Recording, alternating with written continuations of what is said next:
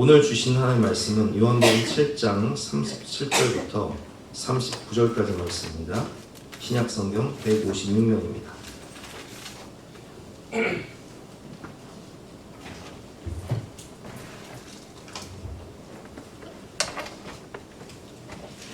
우리 한 절씩 기도하시겠습니다. 명절 끝날 곧 큰 날에 예수께서 서서 외쳐 이르시되 누구든지 목마르거든 내게로 와서 마시라.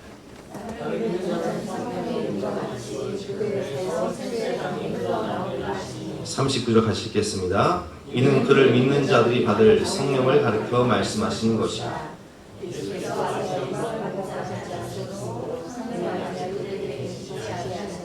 아멘. 오늘은 누구든지 목마르거든 내게로 와서 마셔라 라는 제목으로 본 말씀 의지해서 함께 은혜를 나누겠습니다. 물은 생명입니다. 장마철인데 지금 비가 안 와서 마른 장마인지 늦은 장마인지 물이 좀 있어야 비가 와야 농사를 짓는데 농사를 짓는 분들은 비가 오면 참 힘들죠. 물은 생명입니다. 생존하기 위해서 가장 필요한 것이 물이죠. 금식을 해도 물은 마셔야 되고 농사를 지어도 물은 필요하고 또 어제 뉴스를 보니까 반도체 공장을 지어도 엄청난 물이 필요하다고 합니다. 성경도 물의 중요성을 강조하고 있는데요. 우리가 오늘 본문 요한복음을 읽었는데 요한복음은 물에 대해서 계속 강조를 하고 있습니다. 요한복음 2장 물이 포도주로 된 기적을 말씀하고 계시고 또 3장에서는 니고데모에게 예수님께서 뭐라고 말씀하시죠?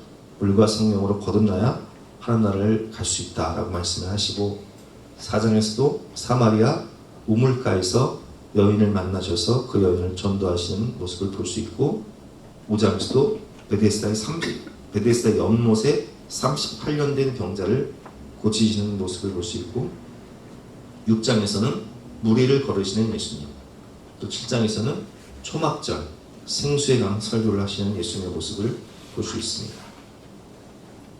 본문의 배경은 초막절입니다. 초막절은 구약의 3대 절기 중에 하나죠. 6월절, 7.7절, 초막절. 광야 생활 40년을 생각하면서 그 유대인들은 지금도 초막절을 지키죠. 그래서 집을 지을 때, 설계를 할 때 이 초막절은 텐트를 치고 광야에서 텐트 생활을 했기 때문에 텐트를 치고 일주일 동안을 지내요. 그래서 집을 설계할 때도 텐트를 칠 수 있는 그런 공간을 만들어서 설계를 합니다. 근데 이 일주일 동안 텐트를 치고 살다가 마지막 날에 오늘 본문의 배경인데 하이라이트가 그 실로암 연못에서 제사장들이 그 연못에서 물을 떠서 그것을 가지고 그 성막, 그 번제단, 제단, 그러니까 그 번제단이 있는 곳, 물두멍이 있는 곳에 가서 그 번제 위에 7번 물을 붓는 의식을 거행하는데 그때는 그 번제단이 모든 사람이 올 수 있도록 오픈을 해요. 그러니까 얼마나 1년에 한 번 있는 이 큰 이 절기 행사에 사람들이 갈급한 마음으로 참여하겠어요. 1년에 한 번 들어갈 수 있는 그 거룩한 장소에 가서 물을 부을 때 기쁨으로 막 환호하는 거예요. 그때 예수님께서 오늘 설교를 하시는 것입니다. 그때 이제 많은 사람들이 이사야 12장 2절과 3절을 외치면서 그 행사를 거행하는데 한번 여러분 읽어보겠습니다. 시작. 보라, 하나님은 나를 부르시나 내가 신뢰하고 두려움이 없으리니 주 여호와는 나의 힘이시며 나의 노래시며 나의 방어심이라. 그러므로 너희가 기쁨으로 구원의 우물들에서 물을 기르리로다. 아멘. 이 말씀을 외치면서 그 행사를 하는데 그 행사의 의미는 초막절은 광야 40년을 생각하는 그런 절기잖아요. 근데 광야 생활할 때 가장 필요한 게 뭐겠어요? 물이죠. 그래서 반석에서 물을 내신 그 하나님의 은혜를 생각하면서 이 행사를 하는데 이것은 일종의 기후제와 같은 의식입니다. 이스라엘 백성들 농사를 짓기 때문에 농사를 하기 위해서 꼭 필요한 것이 이른 비와 늦은 비인데 비를 위해서 기도하면서 이 의식을 행하는 것이죠. 물을 주소서, 풍년을 위한 물을 주소서, 비를 주소서 하며 이 의식을 행하는 것입니다. 여러분, 그렇습니다. 우리 광야 같은 인생, 광야 40년 꼭 필요한 것은 물입니다. 반석에서 물을 내시는 은혜가 있어야 되죠. 이 반석은 무엇을 의미하죠? 예수 그리스도죠. 주는 반석이라는 장면이 있지 않습니까? 근데 인간은요, 왜 이렇게 공허한 걸까요? 그것은 하나님을 떠났기 때문에 그렇습니다. 예레미야 2장 13절 말씀 제가 한번 읽어보겠습니다. 내 백성이 두 가지 악을 행하였나니 곧 그들이 생수의 그런 데는 나를 버린 것과 스스로 웅덩이를 판 것인데 그것은 그 물을 가두지 못할 터진 웅덩이입니다. 아멘. 내 백성이 두 가지 악을 행하였나니 곧 첫 번째 죄는 뭐예요?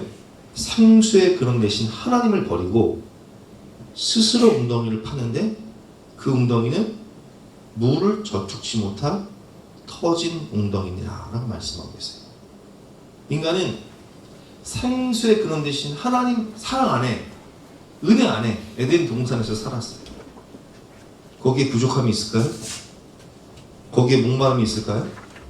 여러분, 에덴 동산의 특징이 뭔지 아세요? 거기는요, 물이 풍부한 곳이에요. 강이 4개나 흐른다고요. 창세기 2장 8절 말씀 한번 같이 읽어보겠습니다. 시작. 여호와 하나님이 동방의 에덴의 동산을 창조하시고 그 지으신 사람을 거기 두시니라. 강이 에덴에서 흘러나와 동산을 적시고 거기서부터 갈라져 4근원이 되었습니다. 그러니까 에덴 동산은 물이 풍부한 곳이에요. 막 강이 4개나 있어.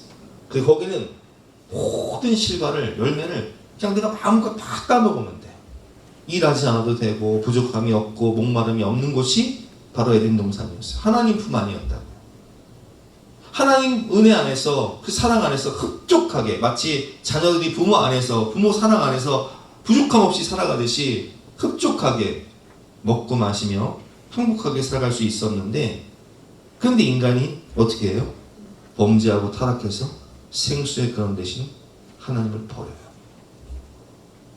죄의 삭은 사망이 되고 죽음이 오고 인간은 에덴 동산에서 쫓겨나게 돼요.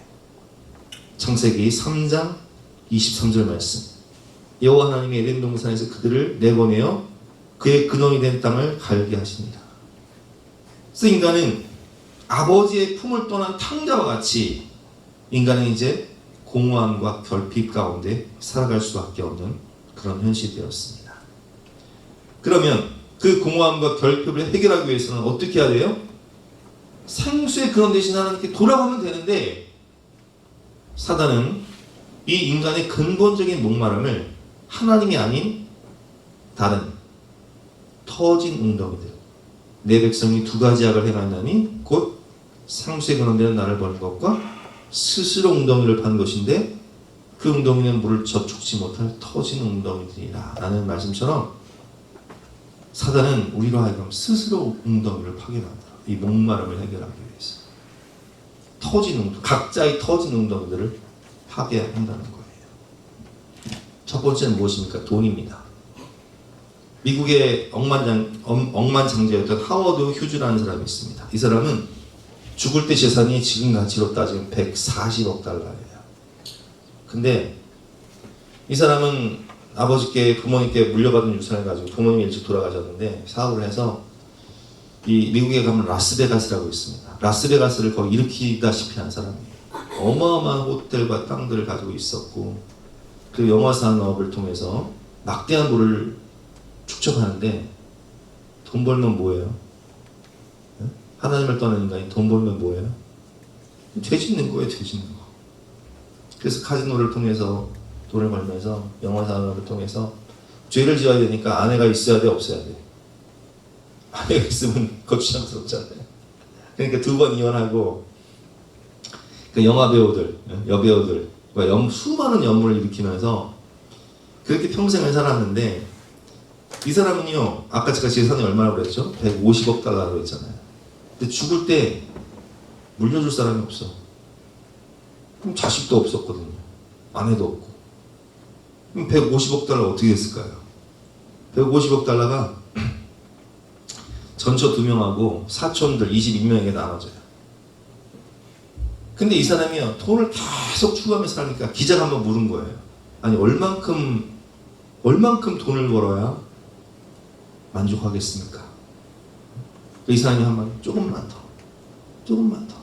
150억 달러 쓰지도 못하고 죽었는데. 여러분, 전도서 5장 10절 말씀에 이런 말씀이 있습니다. 같이 한번 읽어볼까요? 시작. 은을 사랑하는 자는 은으로 만족하지 못하고 풍요를 사랑하는 자는 소득으로 만족하지 아니하느니 이것도 되었다.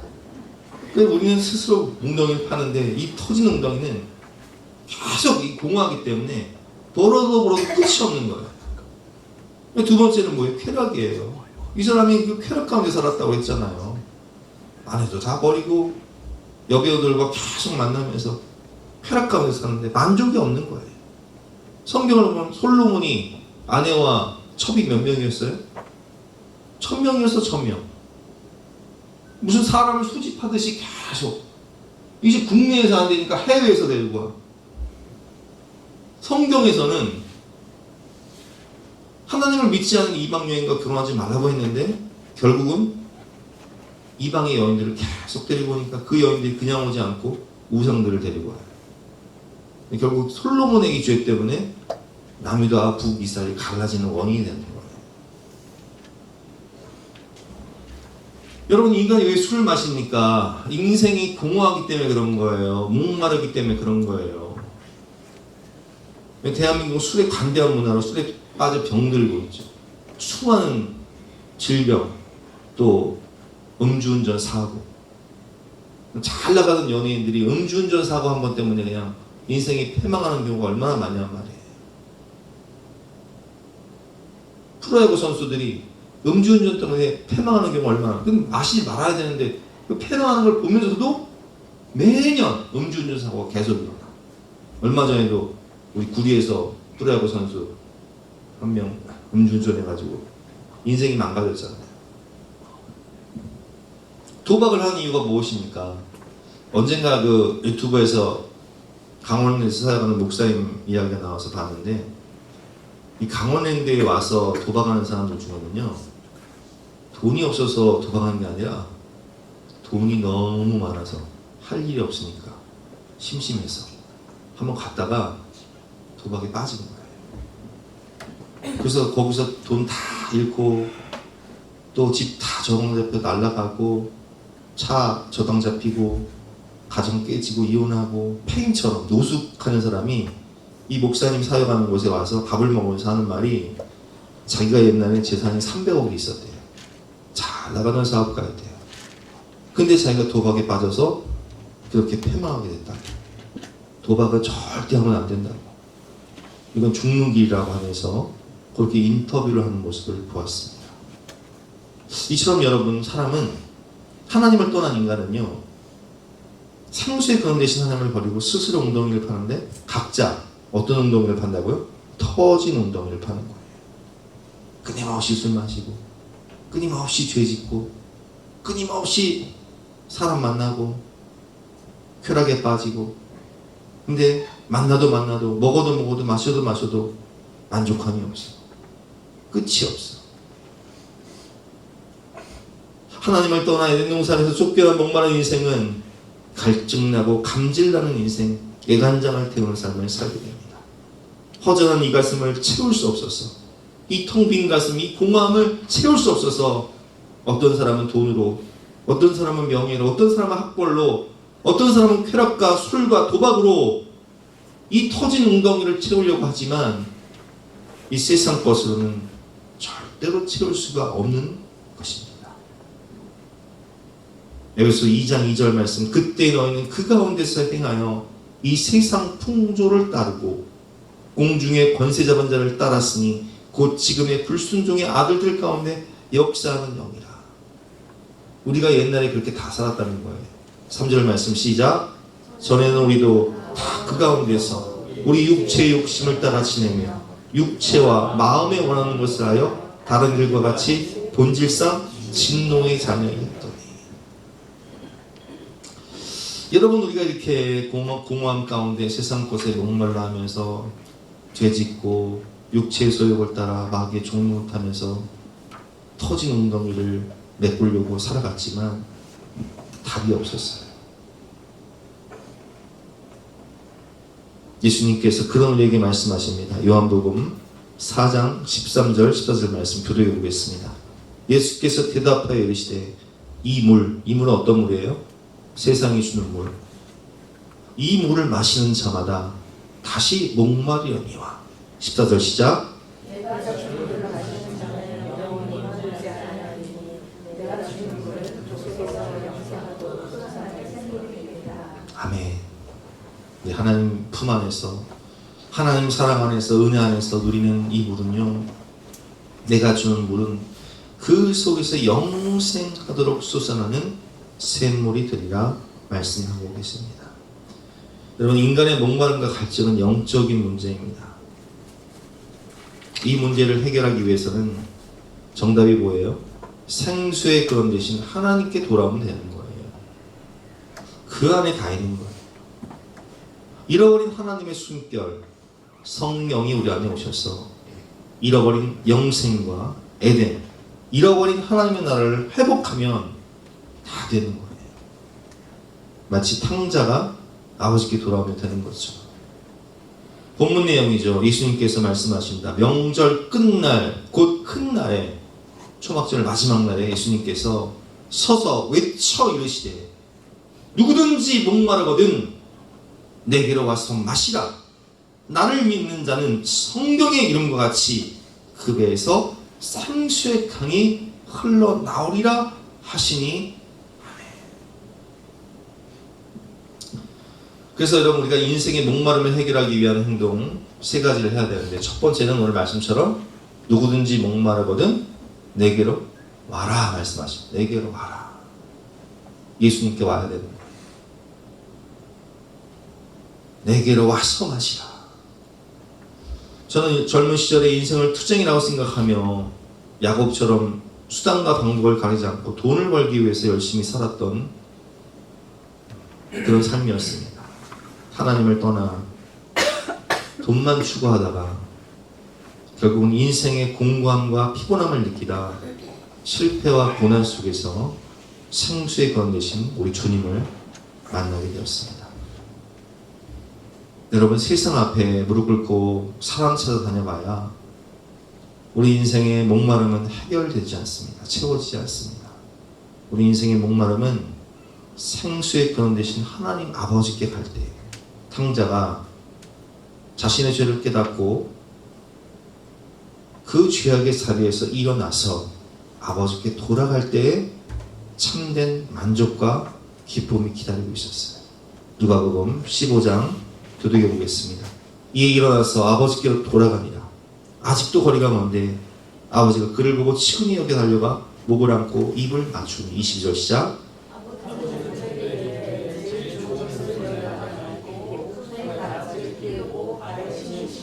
함께 읽겠습니다. 그리고 살찐 송아지를 끌어다가 사오라. 우리가 먹고 즐기자. 아멘. 하나님을 떠나서, 아버지를 떠나서 허랑방탕하여 다 재산 탕진하고 이제는 돼지가 먹는 쥐업 열매를 먹고자 하되 돼지와 경쟁하며 사는데 주려 굶게 생긴 거예요. 그게 하나님을 떠난 인간의 죄악의 결과예요. 차라리 내가 아버지께 돌아가 나를 품꾼의 하나로 여기소서. 아들 취급, 내가 삼각지가 않습니다. 그저 종이 하나로 여기소서 하고 돌아가지만 아버지는 이 아들이 살아 돌아오자 기쁨으로 달려가 안고 종들에게 말합니다. 가장 좋은 옷을 여다가 입히고 손에 가락지를 끼고 신을 신겨라. 이게 무슨 얘기예요? 너는 종이 아니다. 너는 내 아들이다. 그리고 가장 살찐 송아지를 잡아다 천국 잔치를 배설하는 모습을 볼 수 있습니다. 여러분, 주님 안에 우리가 돌아오면요, 천국 잔치가 벌어지는 거예요. 내 존재가 예수님짜리 인생이 되는 거예요. 주님께 돌아와 주님 안에서 누리는 참된 안식과 평안, 그 안에 진정한 행복과 풍성함과 만족이 있는 것입니다. 제가 주님께 돌아와서 느낀 것은 인생의 주어, 주인, 주체가 달라진다는 거예요. 이전에는 내가 주인이 되어서, 죄가 주인이 되어서 마귀의 종노릇하면서 세상 것을 추구하며 살았지만, 이제는 주인이 나에서 예수님으로, 주어가 나에서 하나님으로, 주체가 나에서 주님으로 바뀌니까 세상이 줄 수 없는, 알 수 없는 안식과 평안을 누리게 되었다는 거예요. 예수님을 제대로 믿기 전에는요, 내가 주인이니까 내 열심 갖고 살았어요. 내 노력 갖고 살았어요. 내 행위. 근데 그렇게 살다 보니까 마음의 안식, 마음의 쉼이 있었을까요? 없었어요. 근데 예수님을 주인으로 모시고 주어, 주인, 주체가 바뀌니까, 아, 내가 하는 게 아니구나. 이 목회 내가 하는 게 아니구나. 이 가정 내가 세우는 게 아니구나. 인생 내가 살아가는 것이 아니구나. 하나님의 은혜가 있어야 되는구나. 주님께 맡기는 의탁, 전적 의탁의 삶을 사니까 이 마음의 쉼을 얻게 되었습니다. 마태복음 11장 28절 말씀이죠. 수고하고 무거운 짐진 자들아 다 내게로 어떻게 하라고요? 오라. 오라는 컴. 오라. 누구든지 목마르거든 내게로 와라. 수고하고 무거운 짐진 자들아 내게로 와라. 그 인생의 무거운 그 짐, 죄짐 다 내려놔. 자녀의 양육, 사업, 집안 세우는 일, 건강, 그 무거운 짐 다 내 앞에 내려놔. 십자가 앞에. 내가 너를 쉬게 하리라. 나는 마음이 온유하고 겸손하니 나의 멍에를 메고 내게 배우라. 무슨 뜻이에요? 이 멍이라는 것은 소가 두 마리가 밭을 갈 때 매는 게 멍에잖아요. 근데 그 멍에를 함께 매자는 거예요. 내가 일할 테니까 너는 배우라는 거예요. 그냥 나한테 따라만 오라는 거예요. 그러면 너희 마음이 쉼을 얻으리니 이는 내 멍에는 쉽고 내 짐은 가벼움이니라. 아멘. 여러분, 하나님께 돌아와서 주어, 주인, 주어, 주체가 바뀌면요 마음의 안식이 있어요. 여러분, 왜 이렇게 열심히 일하세요? 왜 이렇게 열심히 돈 버세요? 왜 이렇게 애들 잔소리하고 다그치세요? 이유가 있잖아요. 집안 세우려고, 애들 잘 되게 해보려고. 근데 여러분, 그걸 우리가 확실해야 되는데, 집안 가문을 세우시는 분은 내가 아니라 하나님이세요. 나를 지키시는 분도 하나님이세요. 하나님이 보호하셔서 우리나라 만세인 거예요. 미래를 책임지시고 내 마음에 평안을 주시고 내가 편히 눈 감고 잠잘 수 있는 은혜를 주시는 분도 하나님이신 거예요. 내가 잠 못 자고 신경 쓰고 염려하고 근심한다고 그 일이 되지 않아요. 시편 127편 말씀, 이 말씀의 진리를 여러분 성령께서 여러분들에게 깨닫게 하시기를 원합니다. 한번 교독해 볼게요. 시작. 여호와께서 집을 세우지 아니하시면 세우는 자의 수고가 헛되며 여호와께서 성을 지키지 아니하시면 파수꾼에 깨어있으니 헛되도다. 여러분, 무슨 말이에요? 하나님이 우리 집안 세워주셔야 되는 거예요. 하나님이 그 집안 세워주셔야 야곱이 12 아들이 나중에 12지파가 되는 거예요. 한 사람이 나라가 되는 거 하나님이 해주셔야 되는 거예요. 복의 근원 되신 하나님이. 우리 자녀들, 여러분, 자식은 3절 말씀에 보라, 자식들은 여호와의 기업이에요. 내 게 아니에요.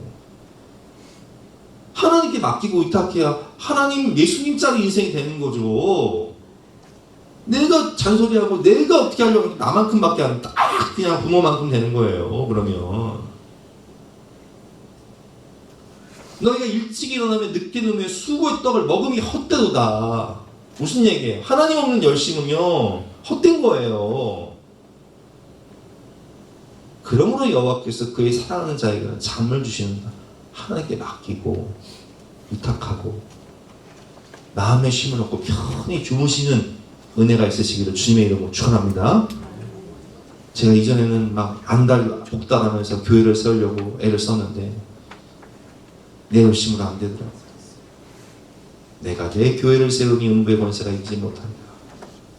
주님이 교회를 세워주셔야죠. 그게 믿어지는 거예요. 우리가 잠자는 거예요. 편안하게. 가정, 집안, 자녀, 미래. 내가 내 인생도 책임 못 지는데 내가 무슨 자녀들의 미래를 책임져요. 주님께 맡겨야죠. 그러면 평안이 와요. 그러면 염려할 것도 없고 근심할 것도 없어요. 믿음 좋은 사람은요, 어떤 일이 벌어도 하나님 알아서 하시겠지 하고 그냥 자요 그냥. 근데 믿음 없는 사람은 안달복달하면서 근심하고 염려하고 잠 못 자고 한숨 쉬고 잔소리하고 남 탓하고 비판하고 비방하고 난리를 쳐요. 그 인생이 피곤한 거예요. 예수님 뭐라고 말씀하세요? 내게로 와라. 수고하고 무거운 짐진 자들아 내게로 와라. 내 안에서 쉬어라. 너희 마음의 쉬는 얻어라. 내게 배워라. 내가 할게. 집안 내가 세워줄게. 자녀 내가 책임질게. 미래? 너의 미래? 천국까지 내가 인도할게. 왜 걱정하느냐? 왜 근심하느냐? 무엇을 두려워하느냐? 아무 염려 말아라. 내가 너와 함께하리라. 이게 믿음이에요. 이게 하나님 생수의 근원 되시는 하나님 안에서 누리는 은혜인 거예요. 여러분, 하나님은 모든 것을 후히 주시고 누리게 하시는 분이십니다. 이 주님께 오면 참된 기쁨과 만족이 있는 거예요. 시편 23편 1절 말씀 2절 말씀 기도하겠습니다. 여호와는 나의 목자시니 내게 부족함이 없으리로다. 2절 시작. 여러분, 하나님이 나의 목자가 되실 때 내 인생은 부족함이 없는 거예요. 그 나를 푸른 풀밭 쉴만한 물가로 인도하시고 평안을 주시고 잠을 주시고 내 잔이 넘칩니다. 하나님 안에서 나는 부족함이 없습니다. 이 고백할 수 있는 거예요. 그게 믿음이에요. 그게. 주어 주인 주체가 바뀌는 믿음. 두 번째, 주님을 믿고 성령의 말씀을 믿어야 됩니다. 나를 믿는 자는 내게 와서 쉬어라. 누구든지 목마르거든 내게로 와라. 나를 믿는 자는 성경의 이름같이 그 배에서 생수의 강이 흘러나옵니다. 여러분, 우리가 믿어야 돼요. 예수님을. 약속의 말씀, 생명의 말씀을 믿어야 돼요. 우리가 예수를 믿고 예배를 드리면서 하나님의 약속의 말씀을 믿고 듣고 그리고 그 말씀을 묵상하고 그 말씀 붙잡고 기도하면 하나님의 나라가 내 마음 가운데 임하는 거예요. 제가 세상에 방황하다가 이제 회개하고 하나님께 돌아와서 예배를 드리고 하나님의 말씀을 듣는데 내 영혼이 내 마음이 흡족하고 만족함을 누리는 거예요. 그래서 이사야 55장에 보면 이런 말씀이 있습니다. 오라 너희 모든 목마른 자들아, 인생의 모든 목마른 자들아 물로 나오라. 여기서 물은 어디예요? 생명수강가가 흐르는 성령의 생수가 흐르는 교회, 예배의 자리, 말씀의 자리, 물로 나오라. 돈 없는 자도 오라. 너희는 와서 사 먹되 돈 없이 값 없이 와서 포도주와 젖을 사라. 너희가 어찌하여 양식이 아닌 것을 위하여 은혜를 달아주며 배부르게 하지 못할 것을 위하여 수고하느냐. 내게 듣고 들을지어다. 뭘 들으라는 거예요? 하나님 말씀 들으라는 거예요. 내게 듣고 들을지어다. 그러면 너희가 좋은 것을 먹을 것이며 너희 자신들이 기름진 것으로 즐거움을 얻으리라. 마음이 기뻐지는 거예요. 충만해지는 거예요. 3절 말씀 시작. 너희는 귀를 기울이고 내게로 나와 들으라. 그러면 너희 영혼이 살리라. 내가 너희를 위하여 영원한 언약을 맺으리니 곧 다윗에게 허락한 확실한 은혜입니다. 은혜를 받는 거예요. 말씀을 들으면서 은혜를 받는 거예요. 그렇지. 하나님이 주인이신데, 하나님이 생수의 근원이신데, 하나님이 책임지시는데, 하나님이 소망이신데, 그래, 주님 믿고 믿음으로 살아보자. 내 영혼이 하나님 말씀을 통해서 살아나는 거예요. 소구성케 되는 거예요. 시편 23편 3절 말씀 시작. 내 영혼을 소생시키시고 자기 이름을 위하여 의의 길로 인도하시는 죽었던 내 영혼이 살아나는 거예요. 그리고 목자 되신 주님을 따라가다 보니까 주님이 내 인생을 책임지시는데 어떤 길로 인도하세요? 의의 길로, 생명의 길로, 가장 좋은 길로. 할렐루야. 시편 19편 7절 시작. 여호와의 율법은 완전하여 영혼을 소생시키며 여호와의 증거는 확실하여 우둔한 자를 지혜롭게 하며. 하나님의 말씀을 들으니까 영혼이 막 살아나고 막 지혜와 총명이 생겨나고 꿈과 비전이 생겨나는 거예요. 하나님 말씀하시죠. 너는 시시한 인생이 아니다. 너는 하나님의 걸작품이다. 여러분 보세요. 제가 만약에 이 자리에서 1000만원짜리 수표를 가지고 있어요. 근데 그 1000만원짜리를 여러분 누가 하실래요? 손 드세요 하면 여러분 손 드시겠어요? 안 드시겠어요? 드시겠죠. 근데 그걸 제가 꾸겨요. 꾸긴 다음에 막 구두발로 막 질빨가. 그리고 그 1000만원짜리를 딱 들어서 자, 이 꾸긴 거, 이 짓밟힌 더럽힌 우물 묻은 이 1000만원짜리일지라도 여러분 가지겠습니까? 안 가지겠습니까? 가질 분 손 들어보세요 하면 임시장님 손 들 거야? 안 들 거예요? 왜 들어? 1000만원이니까. 꾸겨지고 짓밟혀도 그 가치는 얼마예요? 1000만원이니까. 근데 여러분 우리 인생이 그렇다는 거예요. 우리가 인생을 살다 보면 꾸겨질 수 있어요. 짓밟힐 수 있어요. 실패할 수 있어요. 넘어질 수 있어요. 그러나 우리 인생은 누구짜리 인생? 예수님짜리 인생. 그게 깨달아지는 거예요. 에베소 2장 10절 말씀. 우리는 그가 만드신 바 하나님 걸작품 포이에마. 너는 예수님짜리 인생이다. 예수님이 십자가에서 피 흘려 죽으실 만큼 너는 보배롭고 존귀한 하나님의 걸작품인데 이게 믿어지는 거예요. 아, 나는 시시한 인생이 아니구나. 나는 삼류 인생이 아니구나. 내가 가진 거 없고 배운 거 없고 보이는 거 없고 집안 별 볼 일 없고 아무것도 없을지라도 이런 나를 위해 예수님 십자가에서 죽으실 만큼 나는 하나님의 걸작품이구나. 내 정체성이 달라지는 거예요. 그리고 하나님 나에게 꿈과 비전을 주시는 거죠. 너는 내게 부르짖으라 내가 내게 응답하겠고 내가 알지 못하는 크고 은밀한 일을 내게 보이리라. 그러니까 꿈을 가지고 비전을 가지고 열심히 살아가다 보니까 하나님이 내게 능력을 주시는 거예요. 내게 능력 주시는 자 안에서 내가 모든 것을 할 수 있는 겁니다. 이전에는 위축이 됐어요. 가진 거 없고 배운 거 없고 보이는 것 없고 내세울 것 없고 나 같은 사람이 뭘 할 수 있을까? 근데 하나님 말씀하세요. 아니야. 내가 너와 함께 하는데 네 안에 계신 하나님은 심히 큰 능력의 원천이신 하나님이야. 우리가 이 보배를 질그릇에 가졌으니 질그릇 같은 데 안에 누가 계세요? 보배이신 예수님 내 안에 계십니다.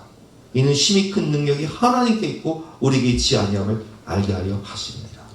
제가 지난주 오예배 때 말씀드렸지만 하늘과 땅의 모든 권세를 가신 예수님 내 안에 오시니까 이제는 할 수 있다? 해보자. 내게 능력 주시는 자 안에서 내가 모든 것을 할 수 있느니라. 이게 여러분 이게 말씀의 능력이에요. 이게 예배의 은혜예요. 예배를 통해 하나님의 말씀을 들으니까 내 영혼이 살아나고 비전과 꿈을 갖게 되고 내게 능력 주신 자 안에서 소망과 꿈을 가지고 믿음으로 살다 보니까 하나님이 행하시는 걸 보는 거예요. 하나님이 이루시는 걸 보는 거예요. 하나님이 하셨습니다. 여호와는 나의 목자시니 내가 부족함이 없습니다. 내 잔이 넘치나는 고백하게 되는 거죠. 우리는 약속의 말씀을 통해서 내가 할 수 없는 그것을, 사람이 할 수 없는 그것을 주님이 하신다는 걸 깨닫게 돼요. 주 예수를 믿으라. 그자면 너와 내 집이 구원을 받으리라. 아, 인생도 영혼 구원도 교회를 세우는 것도 내가 하는 게 아니구나. 주님이 하시는 거구나. 주님, 우리 가정은 우리 집안을 구원해 주시옵소서. 믿고 기도하는 거예요. 하나님의 때 하나님이 은혜를 주시고 그 영혼을 변화시켜 주시고 우리 집안을 믿음의 명모 집안으로 세워주시는 거예요. 주님이 주시는 갈증의 해소, 내 잔이 넘치는 풍성한 은혜를 체험하게 되는 것입니다. 시간 관계상 찬양을 넘어가고 세 번째로 넘어가겠습니다. 세 번째, 성령의 생수를 마시라. 오늘 38절 말씀, 39절 같이 읽어보겠습니다. 시작. 날 믿는 자는 성경의 이름같이 그 배에서 생수의 강이 흘러나오리라 하시니 이는 그를 예수께서 아직 영광을 받지 않으셨으므로 성령이 아직 그들에게 계시지 아니하시다. 예수님께 와서 예수 믿고 성령의 생수, 성령을 받고 성령 충만해야 되는 거예요. 예수 그리스도를 우리 안에 모실 때 성령님은 내 안에 오셔서 예수님 뭐라고 말씀하셨죠? 부활하신 다음에 숨을 내쉬며 성령을 받으라. 잃어버린 하나님의 숨결, 루아흐, 하나님의 영을 받으라 말씀하셨어요. 근데 그 안에 성령이 우리 안에 오시는 순간 우리 안에 하나님 나라가 임하게 돼 있어요. 예수님 내 안에 오시는 순간 내 안에 하나님 나라는 여기 있다 저기 있다 하지 말아라. 하나님 나라는 너희 속에 있느니라 말씀하시는 거예요. 내 삶이 우리 가정이 하나님 나라가 되는 거예요. 높은 산의 거친들이 초망이나 궁궐이나 내 주 예수 모신 곳이 그 어린아 하늘나라. 예수님 내 안에 오시는 순간 우리가 거룩한 성령의 전이 되는 거예요. 우리가 교회가 되는 거예요. 그래서 우리가 교회입니다. 캠페인을 6주 동안 했잖아요. 내가 교회예요. 우리가 교회예요. 근데 교회는 만물을 충만하게 하는 충만이라고 하셨어요. 복의 근원. 나 때문에 가정이 살고, 나 때문에 지역이 살고, 나 때문에 우리 집안이 사는 복의 근원이라고 하셨어요. 에베소 1장 23절 말씀 시작. 교회는 그의 몸이니 만물 안에서 만물을 충만하게 하시는 이의 충만함이니라. 아멘. 우리가 복의 근원이 된다는 거예요. 성령이 내 안에 오시면. 그래서 에스겔 47장을 보면 예수님께서 에스겔 선지자에게 환상을 보여주시죠. 그 새로운 성전이 다 보여지는데 그 성전의 문지방에서 물이 흐르기 시작하는 거예요.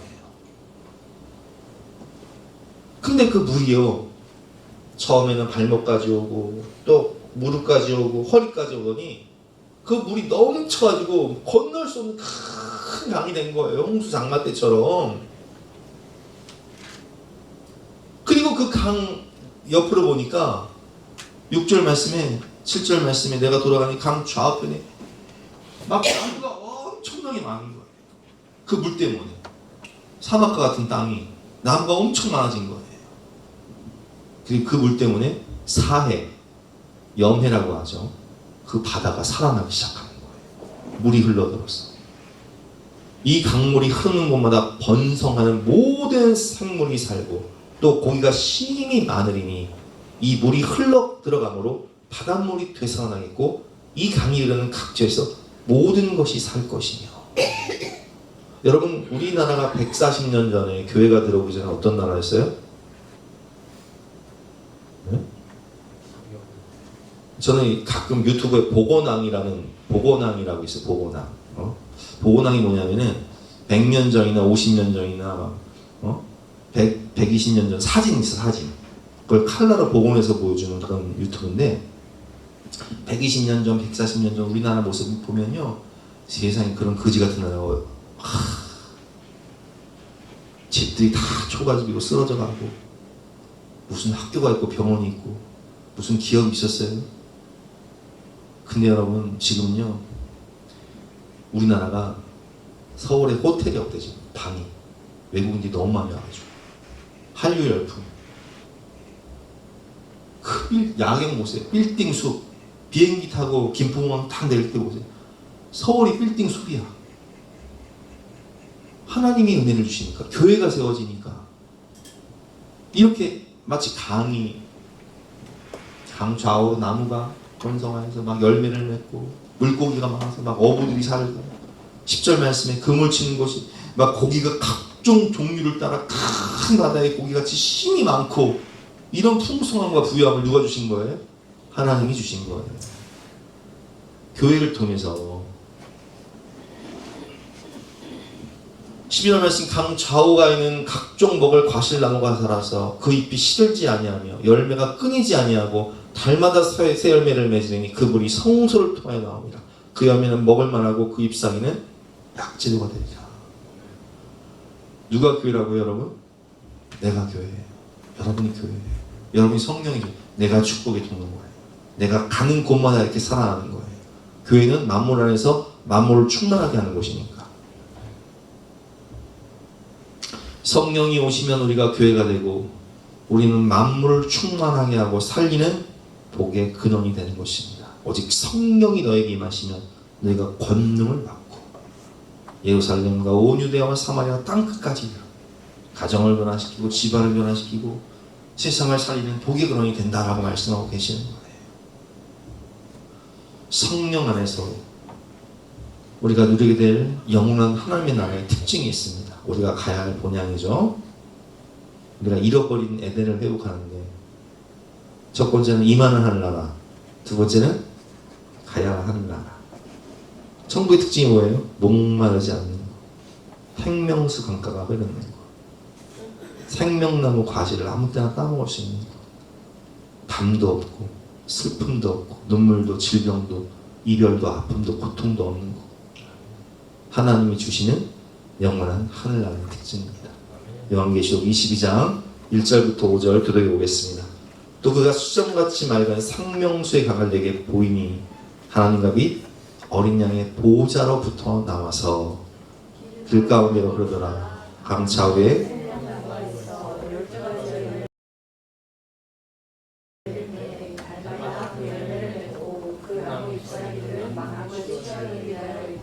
다시 저주가 없으며 하나님과 그 어린 양의 보호자가 그 가운데 있으리니 그의 종들이 그를 섬기며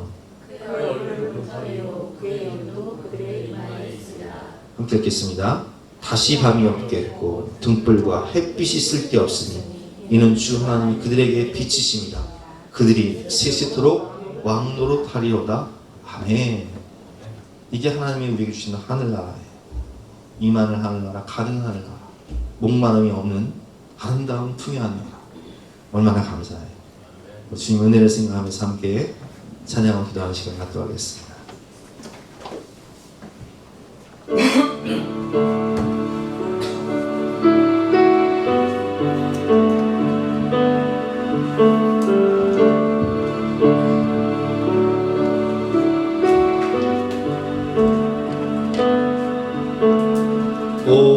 오늘 우리 삶에 주의 일 행하시네. 실수가 없으신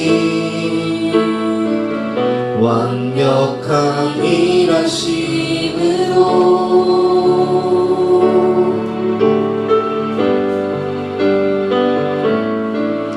마침내 그날에 주 약속 이루시네. 천지를 지으신 온전한 그 말씀으로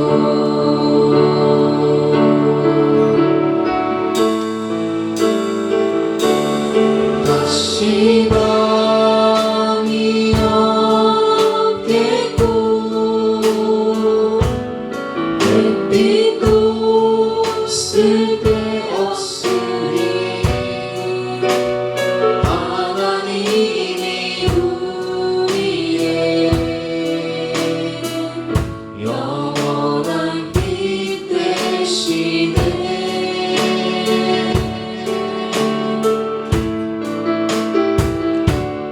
다시는 눈 없겠고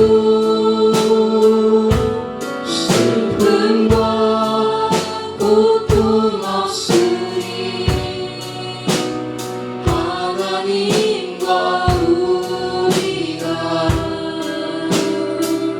영원히 함께 사네. 다시 밤이 없겠고 다시 밤이 없겠고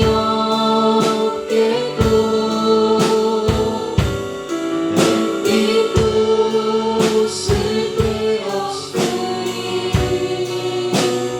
하나님이 우리의 영원한 빛 되시네.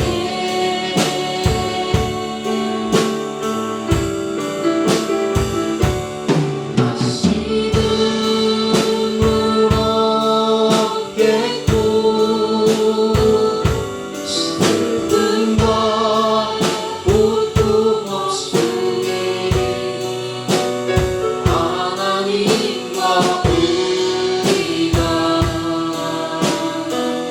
영원히 함께 사네. 오늘 말씀을 들으면서 어떤 말씀이 여러분 마음 가운데 가장 와닿습니까?